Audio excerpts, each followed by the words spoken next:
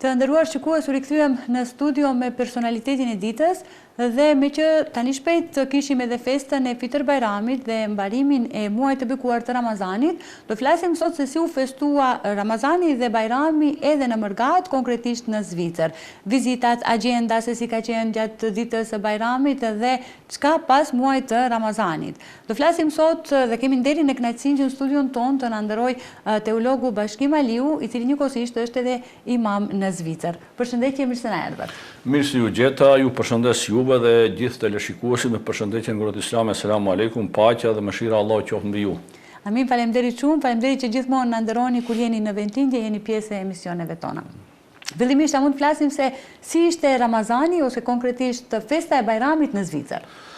Po, do të shikoni, muaji Ramazan është muaji i aktivitetit, muaji i gjallërisë nga çdo aspekt, si në vendlinje, ashtu edhe në Mërgat, do të thotë shqiptarët musliman me të vërtet ja dhanë hakun, nëse mund të themi, përmes ngjalljes së jetës fetare në qendrat e tyre fetare dhe kulturore muajit Ramazan.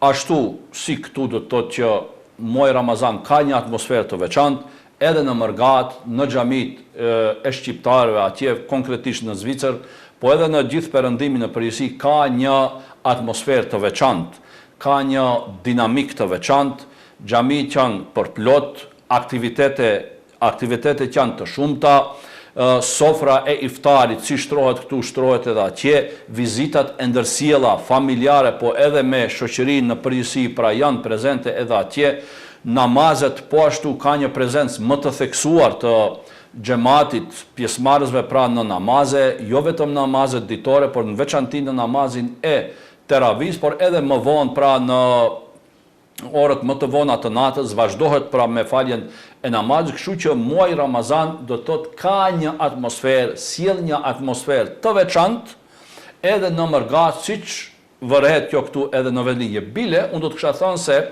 muaji Ramazan është në shërbim edhe të kauzës tonë kombëtare. Pse? Sepse Mërgata shqiptare muslimane në Zvicër, edhe në perëndim në përgjithësi, shumë aktivitete dhe, kështu të themi, mënyrë të organizimit të jetës e bën e ndikuar nga vendlinja. Do të thotë, duke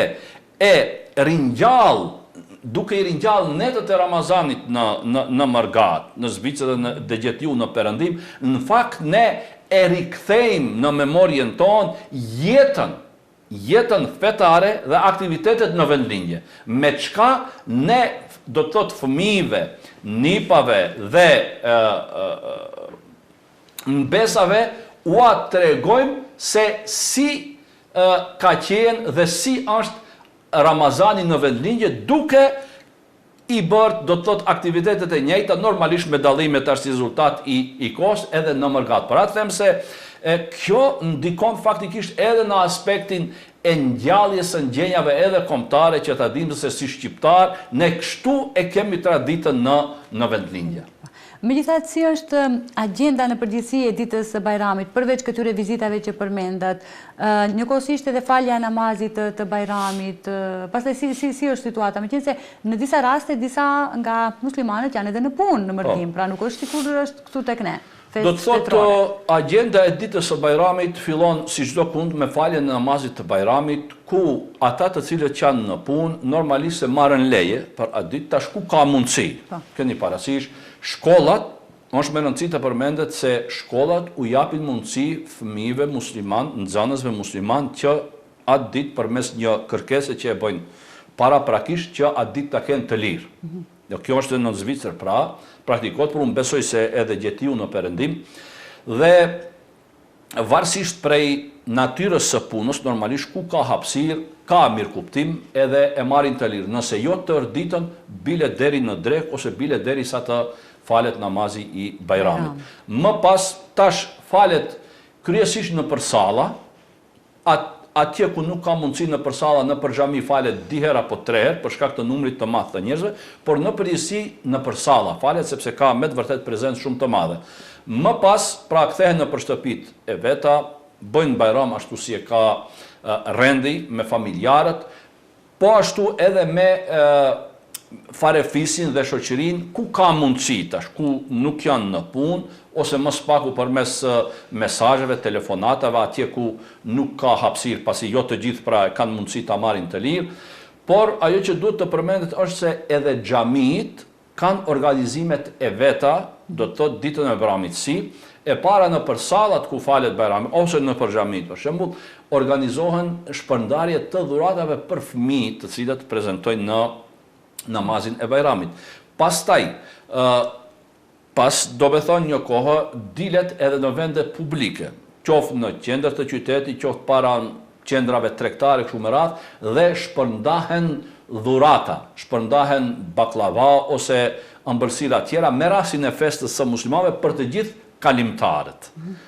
Bile shpeshherë ka edhe ndonjë program të vogël, ashtu do të thotë sa është i përshtatshëm për rrethanat, për kalimtarët e rastit, kështu që bëhet me të vërtet një atmosferë krijohet, jo vetëm për në qendrat islame apo në sallat ku falet Bajrami, por edhe në për qytete, në për sheshe, kështu me radhë, që tashmë veç është bë traditë dhe të gjithë e dinë se është festa e muslimanëve. Në këtë formë do të thotë organizohet jeta fetare dhe në këtë formë shënohet festa e Bajramit në Mërgat. Duhet të përmendet këtu se tash si rezultat i rrjeteve sociale, veç më edhe live, do të thotë drejt për drejt jepet namazi i Bajramit në shumë prej të gjitha qendrave islame ose sallave ku bëhet, kështu që edhe prej shtëpie ata të cilët nuk kanë mundësi të prezantojnë, kanë mundësi ta ndjekin qendrën e vet, imamin e vet ku është ai edhe drejt për drejt do të thotë përmes rrjeteve sociale kështu me radhë. Po. Megjithatë përveç Bajramit, fillimisht dua të flasim pak edhe për Ramazanin. Si ishte muaji i Ramazanit në Zvicër? Muaji i Ramazanit në Zvicër ka qenë me të vërtetë ashtu si ka hije muaj i begatshëm. Thash e bartim në traditën prej vendlindje, për çdo natë para namazit të teravis ka ligjërata fetare si këtu në vendlindje.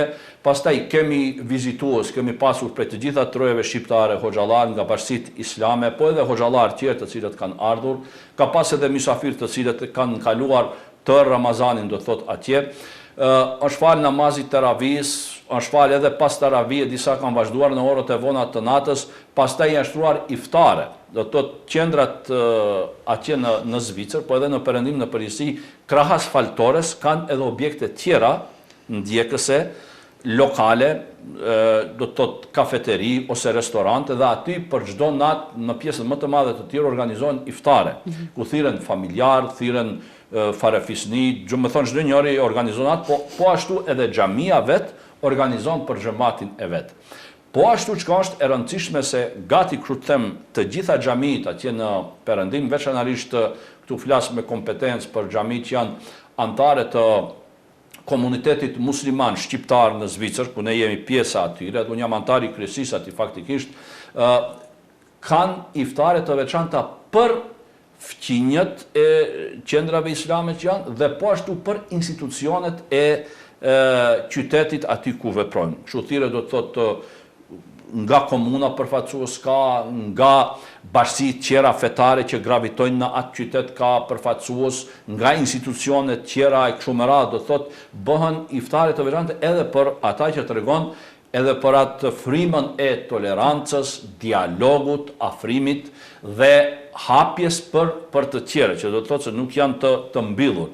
Do të thotë kjo është një veçori e veçantë për qendrat islame, saqë besoj edhe ju e keni parë në rrjetet sociale se bile në disa xhami, varësisht ku kanë qenë kazermat, edhe ushtar musliman kanë shkuar e kanë falë Bajramin, që do të thotë kjo është për Zvicrën pozitive, që tregon se nuk ka komplekse në këtë drejtim, u alejon do të thotë ushtarëve, po nga ana tjetër është tregon pra se jeta fetare atje është në të gjitha shtresat e përhapur. Faktikisht dhe pjesë e xhamisë, themi kushtimisht, me çdo respekt, nuk janë vetëm pleqet, por janë edhe shtresat tjera, edhe pse pleqet tanë me respekt i përmendni se ata i kanë vu themelet e xhamive në Zvicër, zoti i zbegatoft, i shpërbleft për atë që e kanë bërë, po të them pra do të thotë nipërit mbesat e tyre kështu me radhë tash ata kthehen, domethënë në cilësi të ndryshme si pjesëmarrës në namazin e Bajramit, po edhe gjatë muajit të Ramazanit. Do të thotë ka pasur edhe tribuna, ka pasur konsultime, ka pasur kuize, po ashtu janë organizuar në përxhami, do të thotë një atmosferë për Ramazan me të vërtet ashtu do të thotë si i ka hije muaj të bekuar të Ramazanit, që është muaj i aktivitetit, po muaj edhe i ngritjes, edhe shpirtëror, por në të njëjtën kohë edhe intelektuale realisht. Në fakt, të flasim edhe pak për muajin e Ramazanit edhe për atë devotshmërinë gjatë Ramazanit. Çka me përfundimin e muajit të bekuar të Ramazanit? Po shiko, unë simbolikisht do kisha thënë se pikrisht me përfundimin e Ramazanit fillon Ramazani i vërtet. Çka dua të them me këtë? Tër atë energji që e kemi akumuluar ne në Ramazan, energji të besimit flas. Tër atë ngritje shpirtërore që e kemi akumuluar ne në Ramazan, pikrisht me përfundimin e Ramazanit duhet të shihet sa ne kemi arritur që të marrim nga muaji Ramazan. Kjo do të thotë se ne shpesh herë pyesim a më është bërë kabul Ramazani. Normalisht se atë e di Allahu i madhrishëm, ne nuk mund të dim atë se atë është bërë. Ne kemi shpresë që të na jetë pranuar, ne bëjmë që të na jetë pranuar. Por ka disa indikacione. Shihe veten tënde ti pas Ramazanit. Nëse ti je më i devotshëm, nëse ti je më i përmbajtur nga ndalesat, nëse ti je më tepër i ngritur shpirtërisht, ti je i bindur se Ramazani ka dhënë efektin e vet. Nëse ti në jetën tënde, pra në përditshmërinë tënde, atë që e ke akumuluar në Ramazan, e zbaton përsëri, e vën në shërbim përsëri, do të thotë nuk përfundon Islami i të them në atë kuptimin simbolik, ose devotshmëria, ose religioziteti i nuk përfundon me përfundimin e muajit të Ramazanit. Kjo tregon se ti e ke kuptuar tamam Ramazanin dhe ke akumuluar dhe ke arritur që sa më tepër vlera të përthythish nga atë që e ofron muaji Ramazan. Dhe në fakt ne duhet të jemi robër të devotshëm të Zotit e jo të Ramazanit, të Zotit të Ramazanit, por jo të Ramazanit, se Ramazani është një muaj dhe përfundon, ndërkaq përkushtimi ndaj Zotit duhet të jetë i përhershëm. Por atë pikërisht përfundimi i Ramazanit është testi ne sa kemi përfituar në Ramazan. A jemi bërë më të mirë apo jo? A jemi bërë më të ngritur shpirtërisht e moralisht apo jo? A kemi arritur ta kuptojmë atë që në veçanti ofron Ramazani apo jo? Krejt kjo shihet realisht pas Ramazanit. Atëherë kur ne ballafaqohemi me sfida, kur ballafaqohemi me jetën e përditshme, kur më nuk është Ramazan dhe atë që kemi marrur në Ramazan, tash e zbatojmë në jetën tonë të përditshme. Ky është kriteri, standardi dhe testi pra që ne duhet ta japim pikrisht pas Ramazanit. Për atë përmendet se gjeneratat e para të lavdishme të muslimanëve janë lutur 6 muaj para Ramazanit, e kanë lutur Zotin, o Zot na bën të mundshme ta mbrim Ramazanin, dhe 6 muaj pasi ka përfunduar Ramazani janë lutur, o Zot të lutemi, na e prano atë që e kemi bërë në Ramazan. E indikacionet, sinjalet, treguesit e pranimit janë është çka pikërisht sjellja jonë, mënyra e jetesës tonë, edhe ajo se ne a kemi arritur të bëhemi më të ngritur shpirtërisht apo jo. Është pikërisht ky ai misioni në fakt që ka muaji Ramazanit. Hoxhë nderuar, unë ju falenderoj shumë për këtë intervistë, ndoshta e shkurtër për shumë domethënëse, me gjitha mesazhet që ju i dhatë dhe urtësitë e Ramazanit dhe si festohet Ramazani dhe Bajrami edhe në Zvicër. Ne ju mirpresim sërish në ardhjen tuaj të radhës në Ventinje për të trajtuar dhe tema tjera që janë me dobi për shqiptarët. Faleminderit, ju falenderoj për ftesën dhe në të njëjtën kohë më lejoni që t'ju përcjelli do të thotë përshëndetjet e imamëve hoxhallarë, po edhe të mërgatës në përgjithësi, si dhe kryesisë, kryetarit të komunitetit musliman shqiptar në Zvicër përmes valëve të televizionit Koha. Faleminderit shumë. Të nderuar shikues, ishte kjo pjesa me personalitetin e ditës, ndërkaq do të ndërlidhemi tani me edicionin informativ të orës 15 dhe rikthehemi pas pak në pjesën e dytë.